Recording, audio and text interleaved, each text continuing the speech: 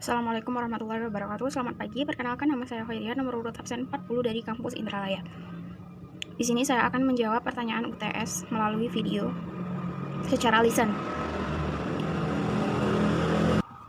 Pertanyaan pertama yaitu perbedaan atau perbandingan pendidikan pada masa pendudukan Belanda dan masa pendudukan Jepang.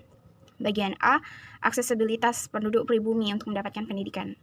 Pada masa pendudukan Hindia Belanda, maksud saya, pendidikan itu ditujukan agar masyarakat Indonesia itu bisa membaca dan menulis. Yang tujuan utamanya tidak lain tidak bukan adalah untuk kepentingan pribadi orang-orang Belanda itu sendiri, yaitu untuk dipekerjakan di pemerintahan mereka dengan gaji yang sangat murah. Pada masa pendudukan Belanda, yang mendapat pendidikan yang baik itu adalah mereka yang berasal dari golongan priai atau bangsawan, ataupun mereka yang memiliki ekonomi menengah ke atas. Namun bukan berarti pada masa pendudukan Hindia Belanda itu penduduk pribumi tidak mendapatkan pendidikan sama sekali. Pendidikan yang didapatkan oleh penduduk pribumi yaitu sekolah desa. Ada yang namanya sekolah desa, di mana pendidikannya itu dilaksanakan selama 3 tahun. Dan setelah melaksanakan pendidikan selama 3 tahun itu, mereka akan bisa melanjutkan ke jenjang berikutnya, yaitu ke sekolah sambungan atau Fairfield School. Dari Fairfield School itu selama 2 tahun, dan setelah dari Fairfield School itu mereka bisa melanjutkan pendidikan lagi ke Mulo Pribumi atau sekolah guru itu selama 4 tahun. Nah, itulah pendidikan yang didapatkan oleh penduduk pribumi, pendidikan yang paling tinggi yang bisa didapatkan oleh penduduk pribumi. Jika dibandingkan dengan penduduk pribumi namun dari golongan priai, mereka bisa mendapatkan pendidikan di His Inland School selama 7 tahun, Mulo selama 3 tahun, dan Altman Middlebury School atau AMS selama 3 tahun. Kemudian pada masa pendudukan Jepang itu sedikit berbeda karena pada sistem pendidikan di Jepang ini mereka menghapuskan yang namanya diskriminasi dan dualisme pendidikan, di mana semua orang bisa mendapatkan pendidikan pada masa itu.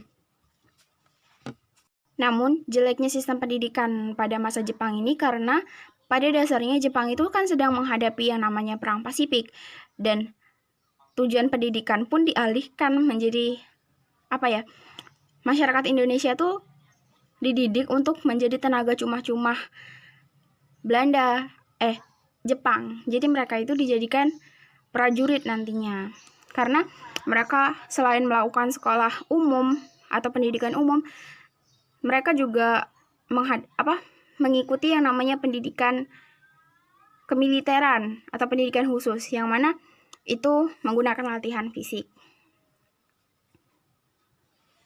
Dan sebenarnya juga ada maksud tersembunyi, tapi dapat terlihat secara nyata sebenarnya bahwasanya orang-orang Jepang ini ingin menghapus doktrin Indonesia dari diri masyarakat Indonesia, itu menggantikannya dengan doktrin Jepang.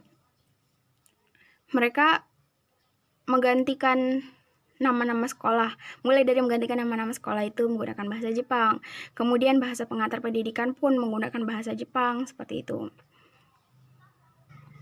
Dan bahkan pendidikan tinggi yang dulu pada masa Hindia Belanda itu sudah didirikan, pada masa pendudukan Jepang itu semua dihapuskan kecuali sekolah tinggi kedokteran. Kemudian yang bagian B yaitu mengenai kurikulum dasar yang digunakan pemerintah pendudukan Belanda dan Jepang. Pada pemerintah Jepang, sistem pendidikannya menggunakan kurikulum yang ditujukan untuk melestarikan penjajahan di negeri ini, di Indonesia.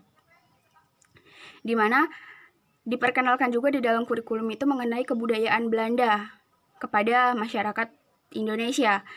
Dan mereka tidak memperkenalkan kebudayaan Indonesia sendiri dan juga tidak mengajarkan bagaimana potensi Indonesia itu sendiri.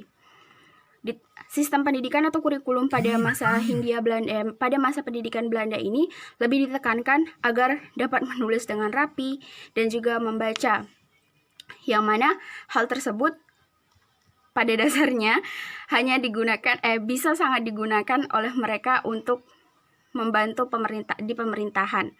Karena tujuan awalnya tadi memang mereka, orang-orang Indonesia itu diajarkan membaca dan menulis itu untuk diperbantukan di pemerintahan mereka dengan gaji yang murah.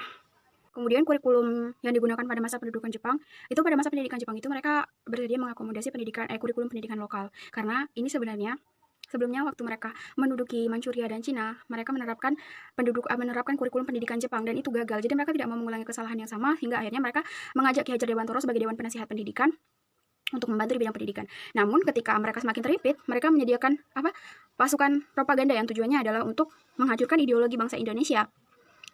Dari itu saat mereka terhimpit, orang-orang Indonesia itu benar-benar diminta untuk melakukan latihan fisik yang sangat berat, diminta untuk menanam bahan-bahan makanan, yang hal tersebut agar dalam diri masyarakat Indonesia itu tertanam jiwa Jepang.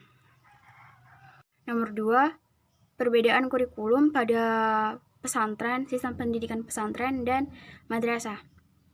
Jika dijelaskan secara umum, maka perbedaan yang terlihat itu hanyalah jika di pendidikan pesantren itu lebih banyak menekankan pada pendidikan agama dan pendidikan umum itu lebih sedikit.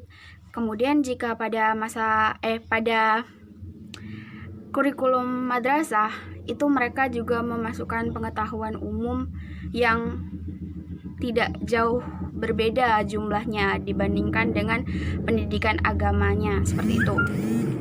Tapi jika dilihat secara lebih mendalam bahwasanya pesantren di Indonesia itu kan memiliki jumlah yang sangat banyak dan jenis-jenis pesantren di Indonesia itu sangat banyak seperti itu, bukan hanya satu jenis pesantren. Jadi kurikulum yang digunakan oleh setiap pesantren itu berbeda-beda.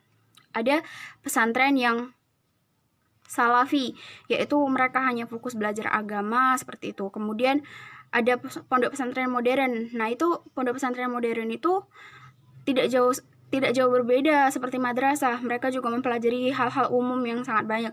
Bahkan ada juga pesantren yang menyediakan kursus tambahan untuk para santriwan dan santriwatinya, seperti kursus bahasa Inggris, kursus bahasa Arab, bahkan kursus bahasa asing yang lain pun ada seperti itu. Nah, kalau di madrasah, karena madrasah itu kan berada di bawah Kementerian Agama, jadi sistem kurikulum yang digunakan oleh setiap madrasah itu hampir sama.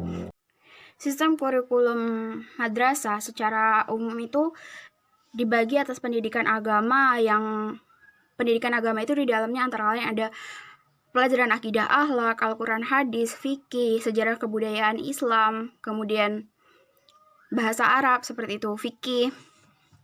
Nah, sisanya itu ada pendidikan umum seperti SMA biasa, yaitu SMA atau SMP biasa ya, karena madrasah itu mulai dari madrasah ibtidaiyah, madrasah sanawiyah, madrasah aliyah. Jadi selain belajar agama yang tadi sudah saya jelaskan, mereka juga belajar pengetahuan umum seperti sekolah pada umumnya, yaitu pelajaran IPA, IPS, kemudian matematika, bahasa Inggris, seperti itu.